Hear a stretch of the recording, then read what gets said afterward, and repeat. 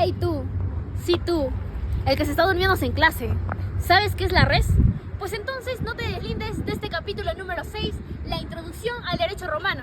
Así que siéntate, relájate y ponte cómodo, que hoy hablaremos sobre la res. Como primer tema, el concepto de la res.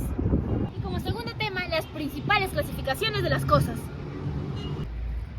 El tercer tema, sobre la propiedad. Y por cuarto punto, la iura irrealiana. Y como último punto, responderemos las preguntas. ¿Qué tal amigos de YouTube? En esta ocasión vamos a hablar sobre el capítulo 6 del libro Introducción al Derecho Romano, elaborado por Elvira Méndez Chang, de la mano de José Martín Cuéllar Fernández, quien fue galardonado o cuenta con los distintos títulos que voy a tratar ahora. Abogado, Premio a la Excelencia Académica en Derecho 2002, doctor en Ciencias Empresariales con postdoctorado en Principios Fundamentales y Derechos Humanos en Argentina, socio de abogados B y C Junín, profesor a nivel de posgrado y pregrado de la Facultad de Antropología de la Universidad Nacional del Centro de Perú y docente del curso de Derecho Romano, Ordenamiento Jurídico, Identidad Nacional y Globalización. Acá podemos encontrar sus datos, su número celular y, por ejemplo, su correo electrónico. Los integrantes de nuestra canción de este grupo son Solano Yancari Flor, Bernardo Retamoso Quiera Dayana, Cóndor Parra Jocelyn Rose, Paucar Maravín Alison Fernanda y mi persona, Guachos Espinosa Miguel Giancarlos.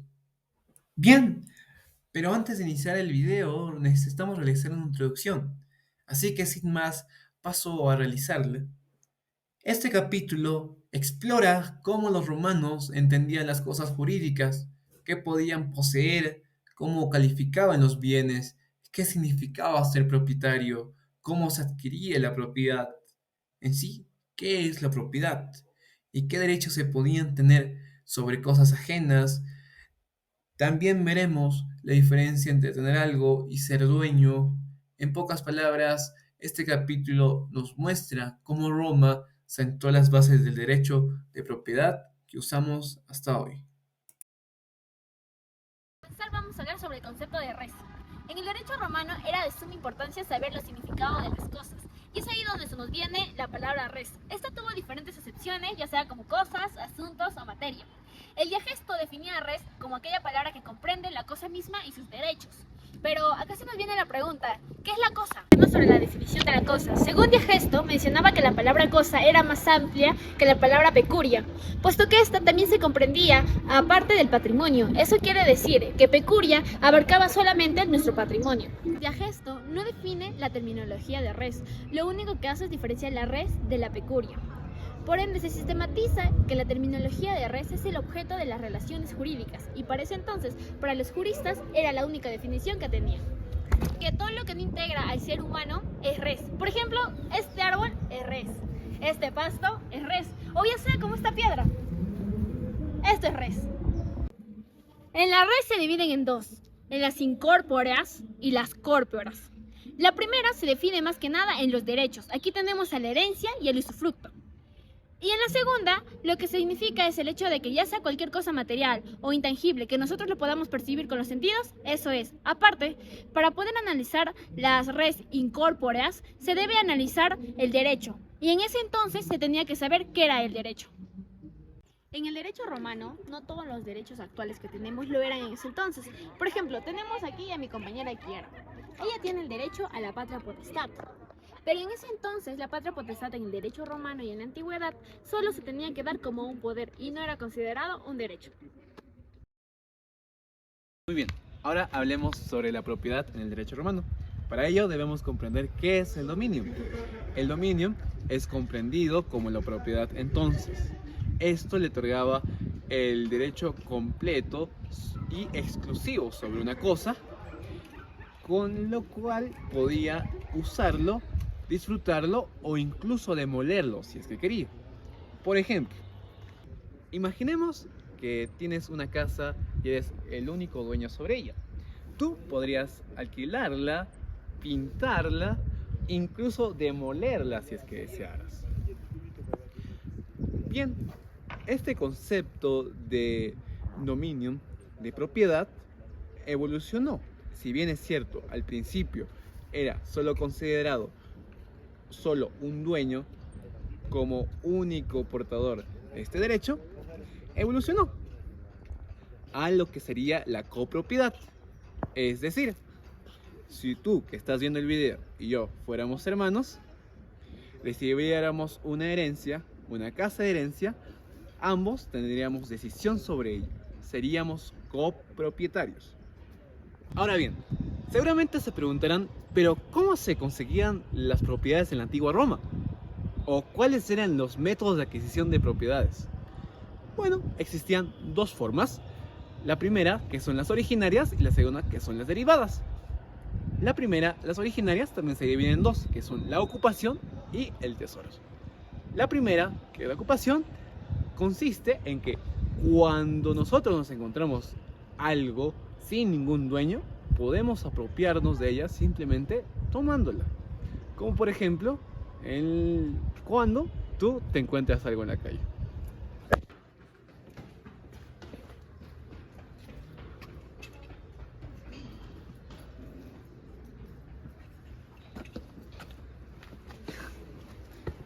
En segundo lugar, tenemos a lo que sería el tesoro, que se puede efectuar cuando nos encontramos algo oculto y nadie puede comprobar que es dueño de ello.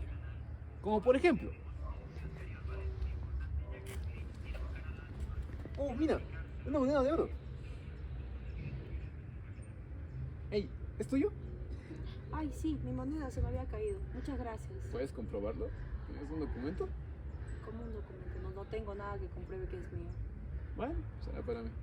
Pero, Y derivadas, que también tiene una división de dos, comenzando con el mancipatio, que consiste en una transacción de compra formal y con un ritual. Generalmente se realizaba con cosas valiosas, como por ejemplo, claro, ¿verdad? sí, ¿cómo Buenos que días. habla? Hola, Acá, ¿qué tal? acá no tengo el dinero. Ahí está. Listo. Muchas gracias. Nos vemos. Que es todo lo contrario al Triadori. Pues el Triadori es directo y sin ninguna formalidad. Por ejemplo, lo siguiente. Buenas tardes. Vengo por mi pedido, disculpe. Ah, sí, justo acabo de llegar. Mija, ¿es cierto? Sí, es mi pedido. Muchas gracias.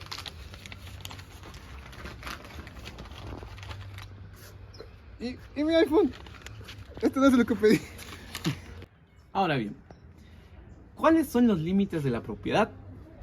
Si bien es cierto, el dueño tenía muchas potestades, muchos derechos, no podía realizar lo que se le dé en gana mientras afecte a terceros o al interés público. Por ejemplo, yo no podía elaborar una casa que tapara la ventana del vecino por donde adquiría la luz del sol. O cuando yo planto un árbol en mi terreno, pero al crecer invade del vecino. Eso le da la potestad al vecino de poder recortar las ramas en Roma. O por último, en Roma no se podía enterrar a ningún difunto dentro de la ciudad por cuestiones sanitarias. Ahora, la figura de la posesión, ¿cómo se encuentra en el derecho romano?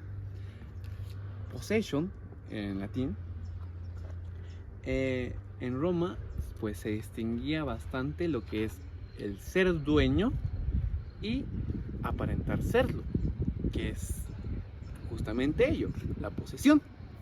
Un ejemplo claro de ello es cuando nosotros alquilamos o arrendamos un departamento, un cuarto o alguna vivienda.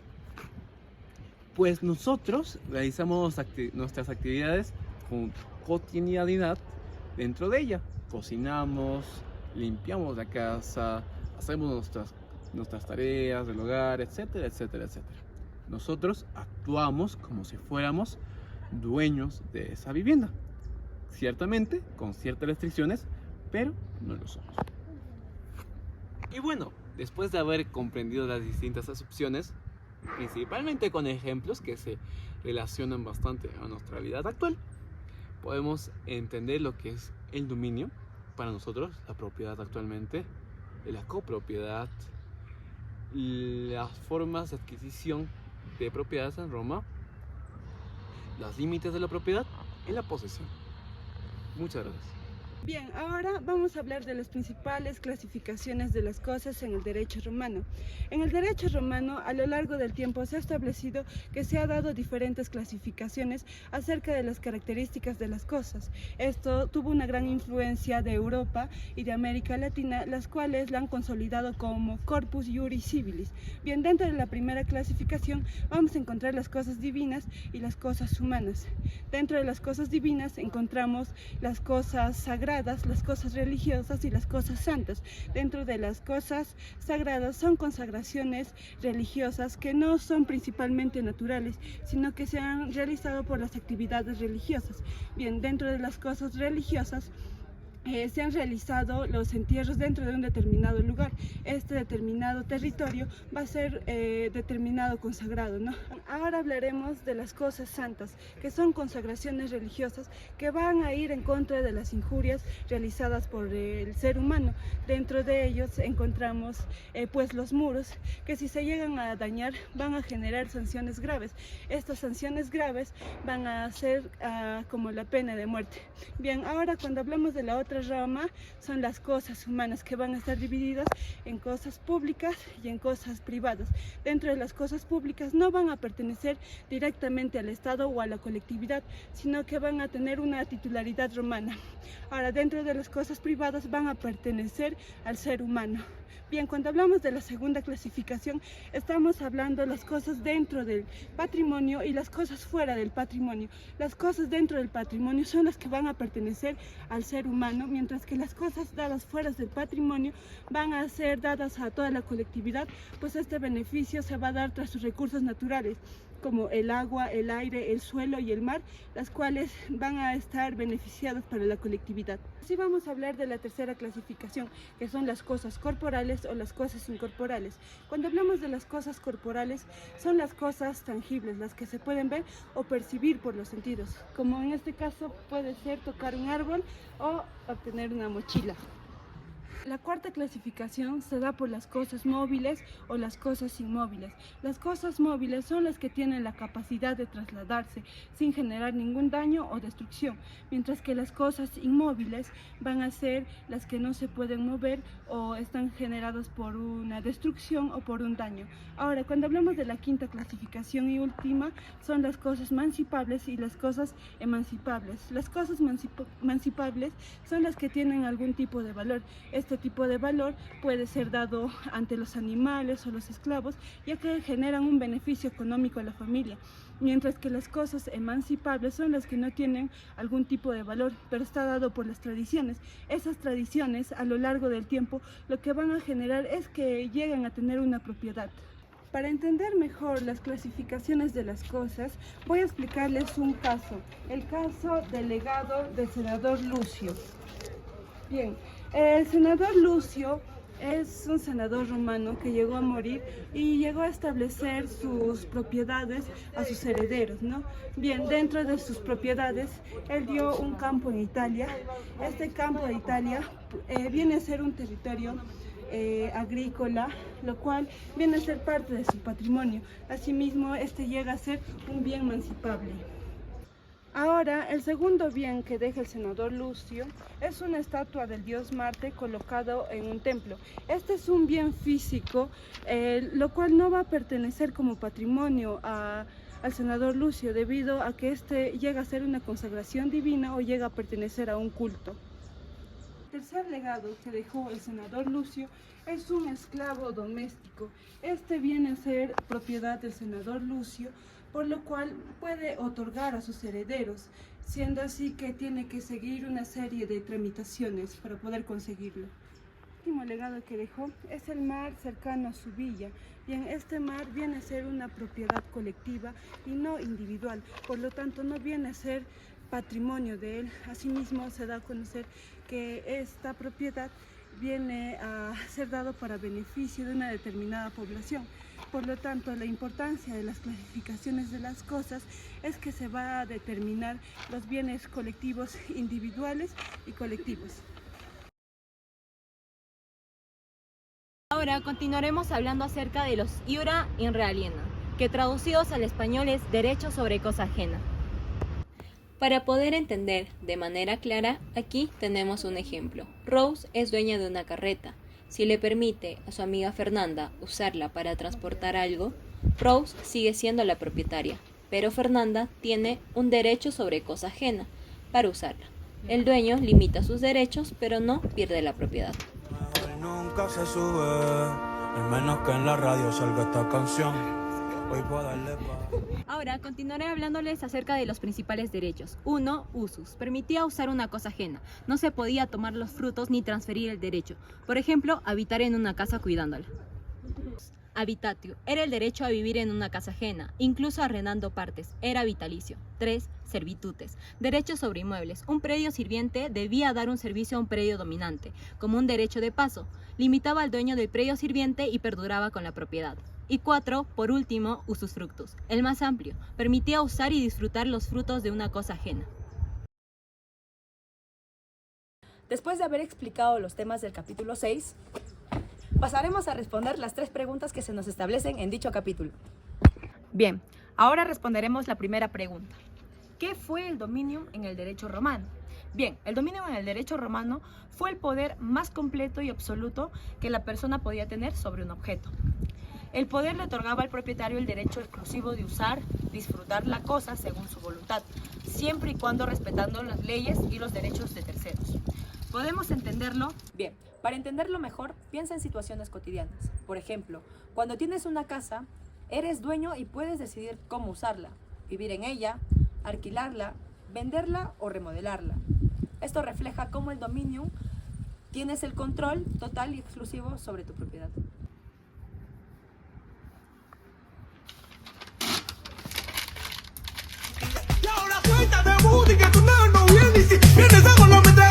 Bien, otro ejemplo también para entenderlo mejor es que si tú tienes un árbol en tu jardín, puedes recoger sus frutos o usar su sombra, pero si la rama, al ser muy longeva, invaden el terreno de tu vecino, la ley te obliga a cortarlas para no perjudicarlo. Esto muestra cómo el dominio es muy amplio, tiene ciertas limitaciones para respetar para el bien común y la convivencia. Ahí está, qué rica naranja. Esa es mi pera, ¿qué estás agarrando? Este es mi terreno. Esta es mi rama de mi árbol. Es mi terreno. Es mi rama. Bien, ahora hablaremos sobre las características principales del dominio. Característica número 1 es que es absoluto, donde el propietario podía usar y disponer de la cosa como quisiera, salvo que se violen los derechos de otras personas. Como por ejemplo, podía vender una casa, usarla como él quiera, usarla como garantía o incluso destruirla si así lo deseaba. Característica número 2, que es perpetuo. El dominio no tiene un tiempo límite, se mantenía mientras el propietario no lo transfiera a otro. Punto número 3, que es exclusivo. Solo el propietario tenía derecho de ejercer ese poder sobre la cosa. Nadie más podía usarla ni disponer de ella sin su permiso.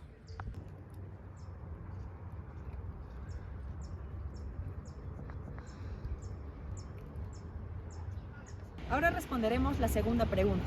¿Qué eran las cosas incorporales en el derecho romano? Bien, los romanos decían que las cosas incorporales no se pueden poseer con el cuerpo, sino con el entendimiento. Esto quiere decir que no se puede tener físicamente en las manos, pero sí se pueden tener como derechos reconocidos por la ley.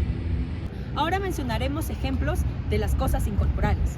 Tenemos, por ejemplo, la herencia, el usufructo, la servidumbre y el derecho o crédito. Bien, ahora responderemos la última pregunta que se nos plantea en el último capítulo, que es, ¿cuáles fueron los iura in re aliena? Bien, para responder estas preguntas, vamos a ejemplificarlo de una manera que se pueda entender. Hola, Kiara. Hola, Rose. Te he venido para lo que habíamos coordinado. Ah, sí, pero te dejaré mi casa solo para vivir y cuidarla. Bueno, está bien. Acabo de llegar de viaje y necesito un lugar donde quedarme. Le voy a decir a mi amiga Rose que me alquile una de sus habitaciones. Hola, Rose. Hola, Fer. ¿Podrías alquilarme una habitación? Por favor, acabo de llegar de viaje y no sé dónde quedarme. Sí, Kiara me dio su casa. Te puedo alquilar solo las habitaciones que no estoy utilizando. Genial. Dime, ¿cuánto es para pagarte? 300 soles. Ok, gracias. Gracias. Pasamos al siguiente ejemplo, que es servitutes, que significa servidumbre, donde un terreno sirve a otro. Ahora debo pasar a mi terreno. Hola, Kiara. Hola, Rose. ¿Puedo pasar, por favor, a mi terreno? Claro, pasa.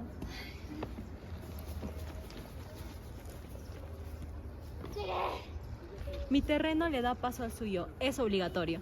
Ay, qué linda es mi árbol, pero necesito a alguien que lo esté cuidando ahora. Hola, Rose.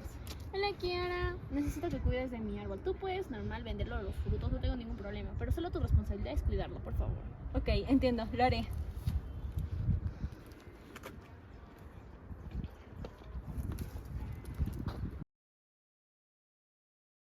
En el derecho, el estudio de las cosas no se limita a una simple visión materialista de los objetos. Al contrario, nos invita a reflexionar sobre la forma en que los seres humanos se relacionan con el mundo exterior, cómo lo organizan jurídicamente y cómo reconocen el valor, uso y función de todo lo que los rodea.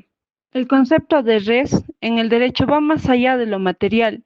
Se refiere a todo aquello que puede ser objeto de apropiación o uso o regulación por parte del ser humano dentro de un marco jurídico. Clasificar y entender las cosas es esencial para organizar la vida en sociedad, desde lo que poseemos hasta lo que compartimos o protegemos. Asimismo, la propiedad no es solo el derecho de tener algo, sino la responsabilidad de usarlo con justicia. Es una expresión de libertad individual, pero también una institución social que debe servir al bien común.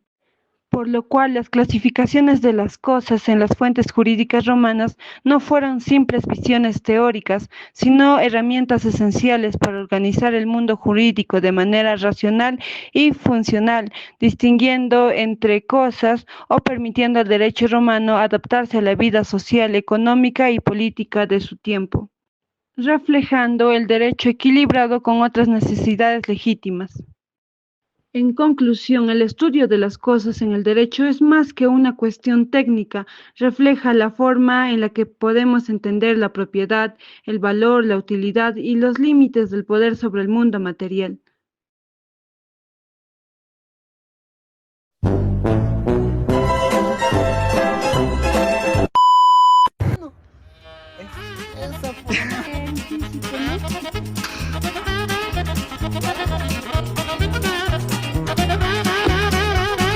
Pero mírala. La res las incorporas y las Déjalo, güey. con la res como aquella que